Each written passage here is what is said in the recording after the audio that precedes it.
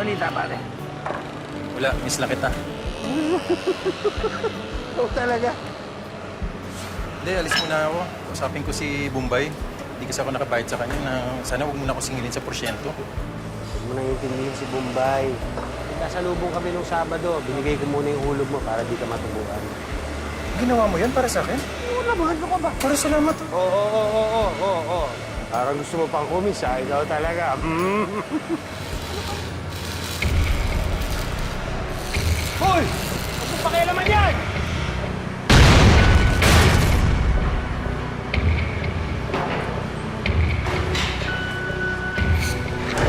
Tulungin si Alan! Dito ba? Tulungin niya! Arman! Hindi kayo! Arman!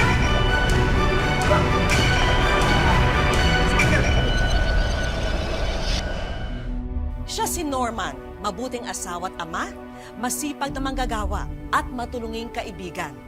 Pero lahat ng ito magbabago dahil sa isang hindi inaasahang insidente. Dahilan para bumaligtad ang pananaw niya sa mundo. Magandang araw po mga kapuso. Ako po si Vicky Morales at ito ang Wish Ko Lang. Let's go. Pagkatapos natin magsimba, kain tayo. Ha? Ayan, anong gusto nyo kainin? Sabi ni Mami. Oo, di ba sabi niya, ano bang feel? Ay, nakuhulaan ko pa nung kakain. Anong gustong kainin? Alam ko, manok na naman itong mga. Ito, mahilig sa manok to eh. Oy, paano kay manok? Ano man? Pare, mukhang may lakad tayo ah. Pare, magsisimba lang kami. Tagay muna. Magsisimba nga eh. Patagayan mo. Dati naman na pag naman sinarman sa atin ah. Di bale, pare, pag medyo nakalibre sa trabaho, ako mismo magyayaya sa inyo. Kaya ako pa. Ano, mauna na kami ha? Okay, pre. Ingat kayo. Sige. So yun na nga to. Para ka nang baka sa akin. Niyayaya ko na. Bukas mo na yan, ano ka ba? Ano ba naman, Han? Tagal na natin yung pa yung dalawang yan. Siyempre, kailangan din isamahan natin sila. Tayo Tara na. Ito, excited na to eh. Oy, minsan lang ha. Ayaw pare. Nabintaw ng kalakal.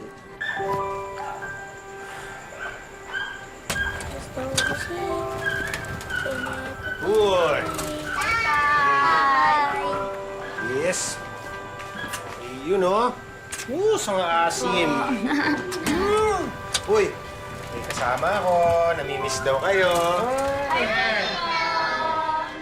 Basta. Hello po. Di ba? Pare, napadaan ka. Uy, Mare. Inatid ko lang si Pare tsaka namimiss ko na itong makukulit niyo eh. May surprise na nga po pala ako. Talaga?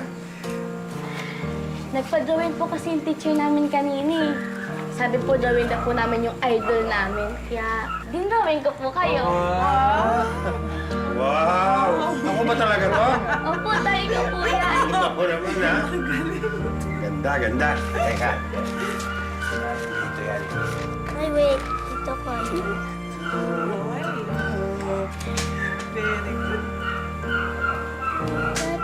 Wow, pare! Ha? Kita mo ha, wala ka niyan. Talaga? Sabit ko na ha. Talagang kinabit mo dyan, ha? Siyempre. Yan ako, ano po. Ang patakot ng mga ano. Ang gapo niya nga po dyan eh. Yan, pag susuntok ka, yung binti mo kailangan nakaano para pag suntok mo may power, gano'n. Ha? O, sige, dito. Yan, kabila. Ako naman. Ganun mo, mami mo. Yun o, di ba? O, ikaw. Ang galing mo talaga, Tay. Baka. Okay, nakanala ko. Punta na sa school, late na kayo. Sige na, papasok na daw, sabi ni Mami. Ganto. Nagpa-practice Bye. lang kami. Bye na po. Bye. Makabait, ha? Bye. Makabait. Bye na. Huwag na tayo masyado ha. Ingat kayo, ha? Bye po. Bye, ingat kayo. Ay, naku. Ang anak natin, baka mapaaway sa school sa mga tinuturo mo, ha? Hindi naman, ha? Hindi ko naman tinuturuan makipag-away ang anak mo. Tinuturuan ko lang siya dumipensa sa sarili niya. Para ako yung anak mo, baka mamaya bubuli-bulihin sa school yan. Mabuti na yung marunong mag-self-defense. Eh, bakit? Hindi naman lahat ng lalaki nakikipag-away, ah. O, sige, hindi na. Hindi na. Ako nga, hindi ako nakikipag-away, di ba? Pasok na ako, ha? Oo. Ano naman ganyan na kasi, Mango? At smile na. Smile na. Sige na. Hindi ako papasok pag di ka nakasmile. Smile na, smile na. Isa pa ang smile. Yung totoong smile. Sige na, pwede na ako pumasok. Ha, pasok na ako. Okay, sige, ha? Pasalubong. Pasalubong, ha? Okay, isa pa. Okay, sige. Bye, Annie. Bye, Mal. O, yung mga kara dyan, pakilinis nyo ha, para maistignan yan ha. Sige, yung pwede bang gawin ha? Ayusin yung lahat mga ayusin dyan.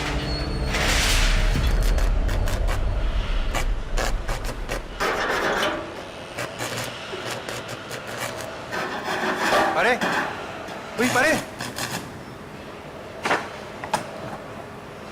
Oh! Ang balita, pare. Wala, miss lang kita. Ikaw talaga. Hindi, alis muna ako. Usapin ko si Bombay. Hindi kasi ako nakabayad sa kanya na sana huwag muna akong singilin sa porsyento. Huwag mo nang intindihin si Bombay. Nagkasalubong kami nung Sabado. Binigay ko muna yung hulog mo para di ka matubuan. Ginawa mo yun para sa akin? Oo naman, ano ka ba? Para salamat oh. Oo. Parang gusto mo pang kumis, ha? Ikaw talaga. Ano ba naman? Siyempre, alam ko naman wala kang panghulog eh, di ba? Hulugan mo ng linggo yun. Eh, nung nakita kami, binigay ko na. Klase ka talaga. Idol talaga kita. Pero babayaran ko yan, promise. Promise? Eh, walang problema yung pare. Di ba naman yung 20 years sa pagkakaibigan natin? Yung konting bagay na ganun eh, hindi ko man lang magawa ng paraan para sa'yo, di ba? Idol talaga kita. Ulirang ama, Oh. asawa, mabait na kaibigan. Jesus. Sino pa? Ang chismis nga eh. Oh. Pag nag-retire daw si Sir next year, ikaw ang papalit. Chismis lang yun. Pero magandang chismis yun, ha? Yung sa bagay. Pag mo kaya?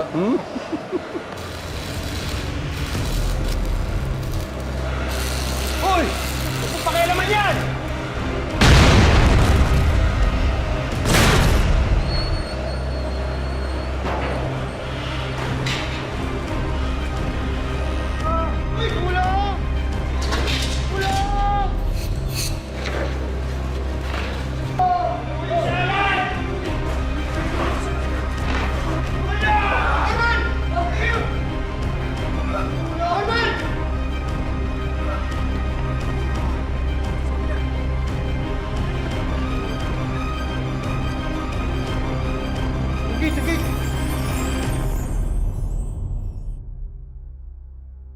Wish ko lang.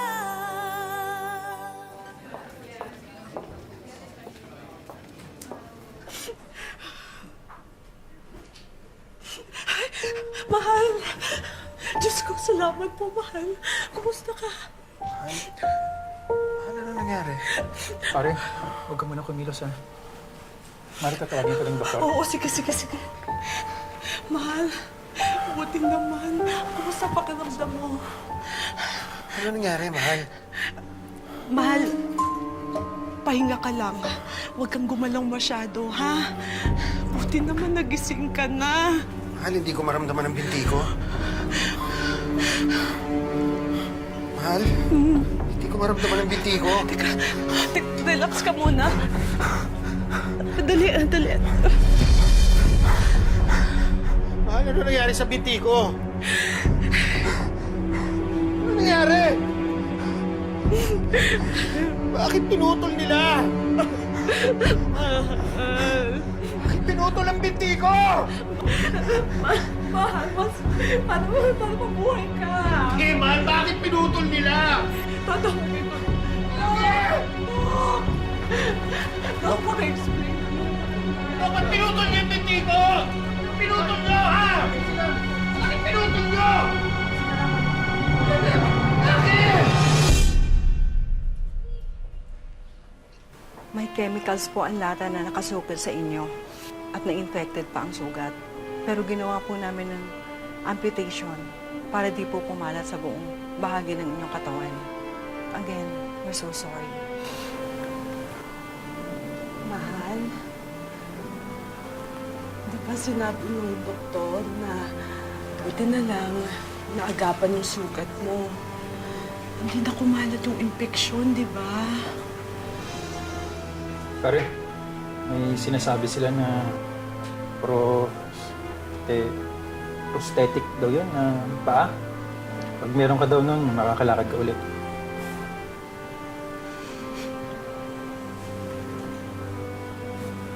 Tandaan.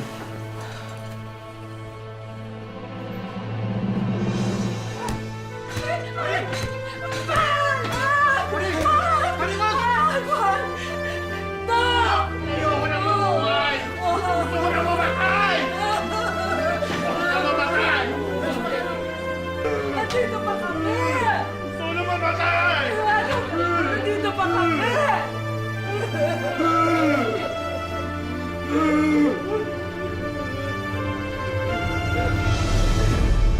Hindi nagtagal, iniuwi na rin si Norman ng pamilya niya. Ngunit hindi na raw siya ang dating ama at asawa na nakagisna nila. Si nanay po yung nagluto nito. Ito pong juice, kami po ni Jesus ang nagtimpla nito. Labas nyo na yan. Dahil gusto lang naman po namin kahatiran ng pagkain. Gusto kong kumain. Kaya kong kumuha ng sarili kong pagkain at sarili kong juice. Hindi ko kayo kailangan na dalhan niyo ako ng pagkain dito. Labas niyo na yan!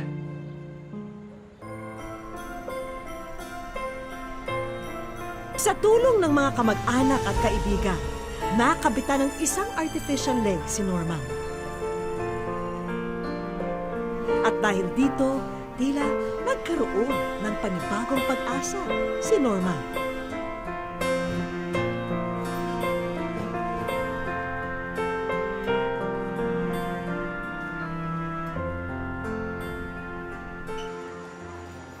Ay, tagay mo na nga yan. Kwento ka ng kwento eh. Ano ka nalang kwento eh. Ano Ben, sa akin o sa'yo? Dalawa lang din, nang dadaya ka pa. Ayan, madayain pa ako. Eh, pabili kong sardinas. Thank you. Paring Norman, tagay ka muna. Huwag mong sabihin, pati kami tatanggihan mo pa rin ah. Hindi naman, pare.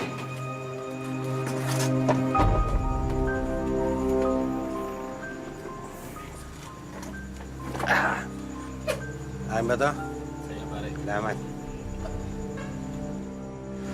Bigyan mo nga ulit. Ang lakas mo pa rin pala uminom, pare. Hindi naman. Tagal na tayo di nakakapag-inuman eh. Sige.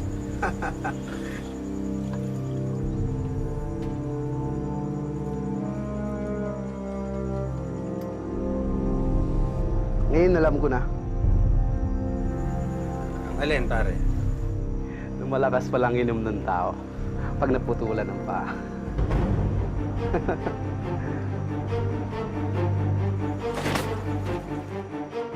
Bago pa! Delay ka na! Tandaan mo to, ha? Hoy! Sira ulo kayo, ha? Ano? Ewan ba kayo? Tandaan mo to! Tandaan kita! Sige! Uy, pare! Yes, ka lang. Tara, uwi muna tayo. Oh.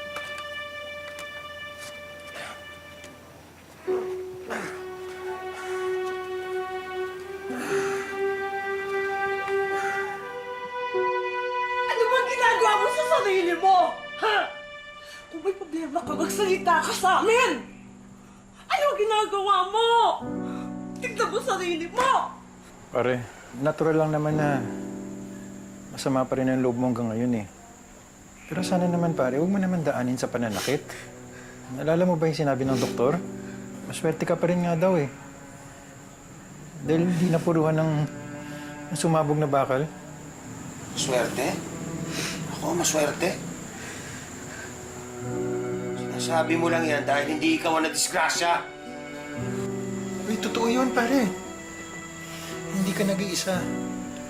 Nandito kami ni Kumari para tumulong sa'yo. Kailangan ng tulong mo! High school pa lang tayo, ako na nagdadala sa'yo. Hanggang ngayon. Tapos sasabihin mo sa akin, tutulungan mo ako?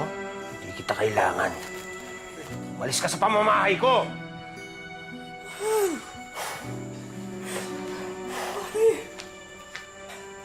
mo ba ikaw lang nasasaktan?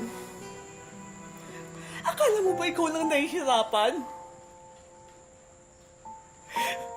Hindi ka namin matulungan dahil pinahirapan mo kami!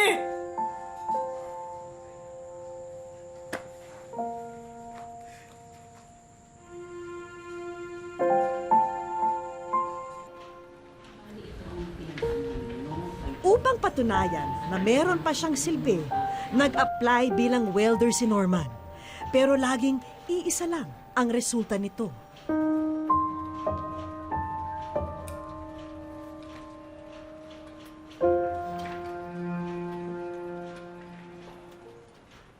Ano? Hindi na naman ako tanggap? I'm sorry, Norman. I'm sorry. Pasado naman ako sa interview, hindi ba?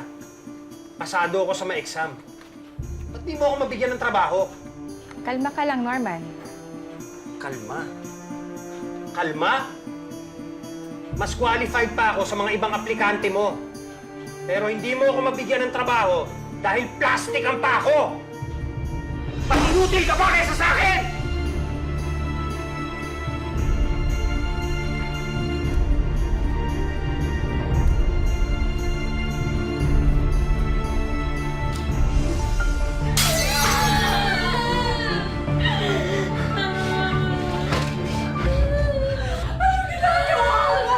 Hindi ko kayo kailangan! Umalis na kayo! Umalis na kayo! Umalis na kayo! Umalis na kayo!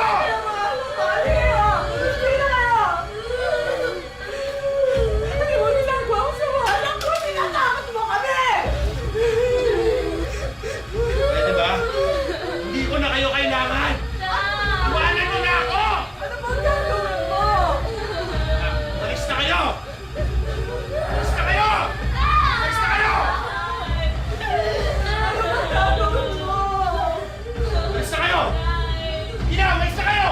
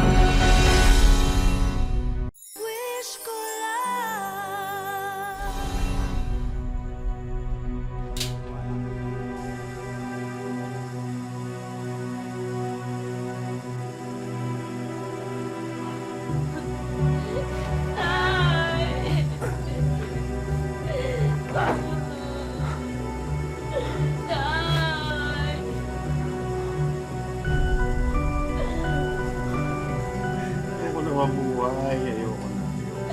Tay, hindi po. Tay, kailangan po namin kayo. Ayoko na. Ayoko na.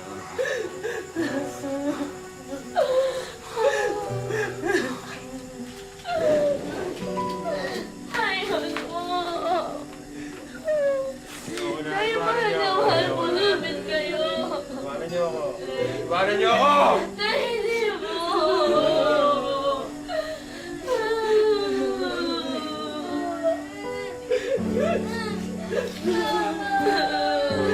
Umalis na kayo! Iwanan niyo na ako! Ayoko na!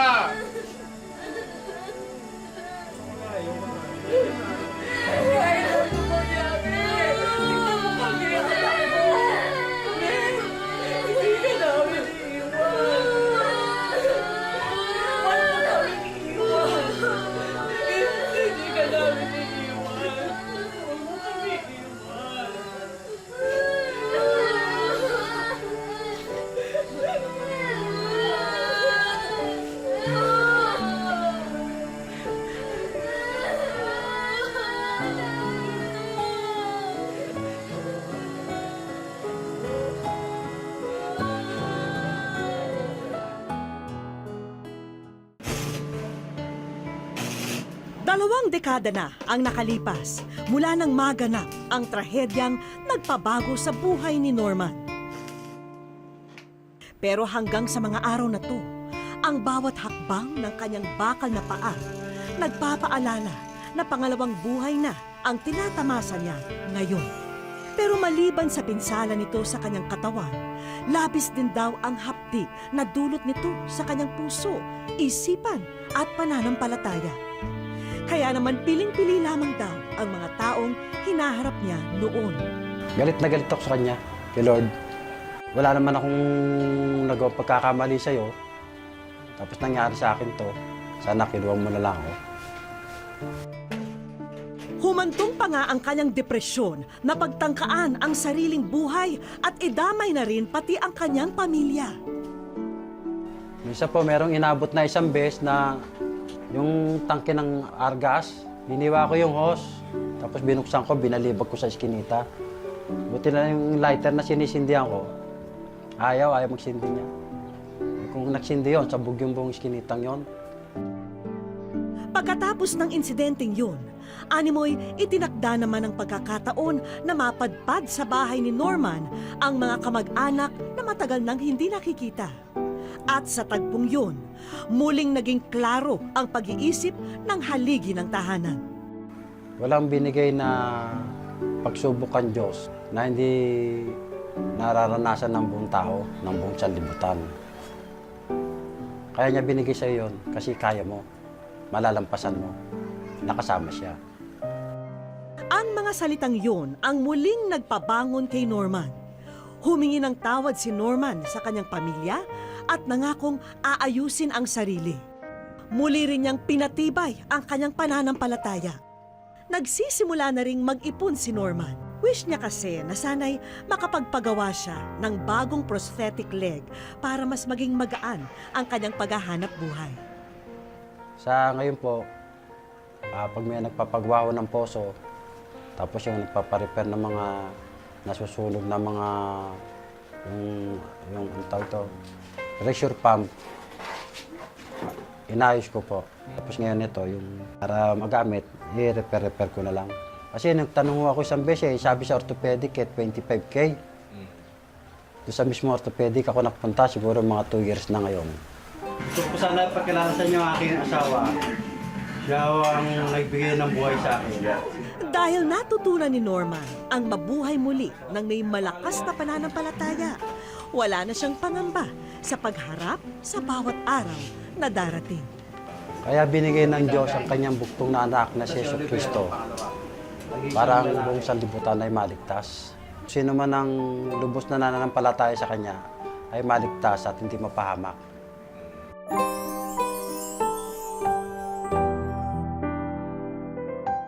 Sa aming pagbabalik, Ikaw ay nasa wish ko lang.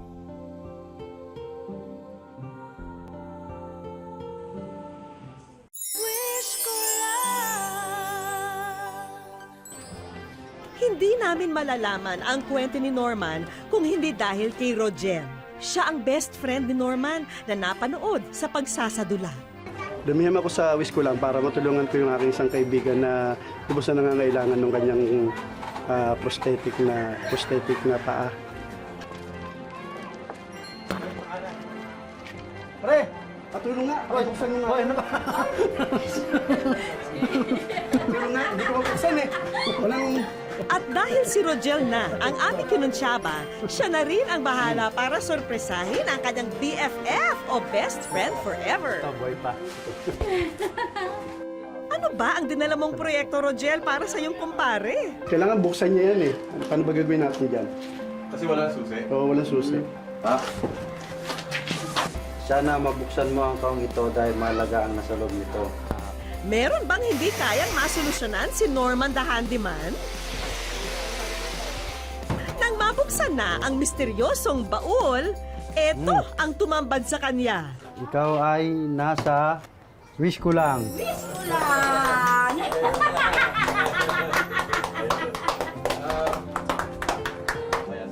Hindi na naikubli ng matipunong padre de pamilya ang labis na tuwa. Ni sa panaginip kasi, hindi niya inasahang darating daw ang araw na to. Ikaw talaga ang ina ng ilog. Ikaw ang naging sagot sa dasal ko. Pare, marami tayong tropa, pero ikaw lang. Hindi ako nagkamali, pare. Gandhi na glory. Oo. Mabuti pa ay mag-ready na kayo dahil may mga kaibigan tayong kanina pang naghihintay sa atin.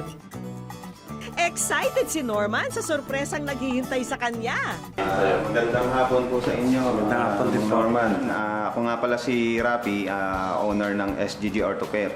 Nakarating sa amin yung suliranin mo sa pamamagitan ng wish ko lang. So, naisip namin na bigyan ka ng libreng paa. Salamat. Para magamit nyo po sa pang-araw-araw. Sa loob ng 19 na taon, ngayon na lamang muli mapapalitan ang artificial leg ni Norman. Salamat sa ating mga bagong kaibigan. Yung salitang salamat po ay kulang. Ang masasabi ko lang po, kayo po, pati mga kasama nyo, samayan ng laging samahan ng Ama natin Diyos sa langit sa lahat na araw-araw na inyong gawain. Agad ding sinukatan si Norman para sa kanyang brand new artificial leg. At 2 linggo lamang ang kanyang hihintayin, magagamit na niya ito agad. Kaya mas gagaan pa ang kanyang paghahanap buhay sa araw-araw. At pati ang may bahay ni Norman, meron na ring pagkakaabalahan na kabuhayan. Maraming salamat po sa tulong na ibinigay ninyo. Habang buhay na po namin itong hindi malilimutan. Ang pisikal na katawan natin ay may mga limitasyon. Maaring masaktan, magkasakit, masugatan. Pero hindi po ang puso ng isang tao.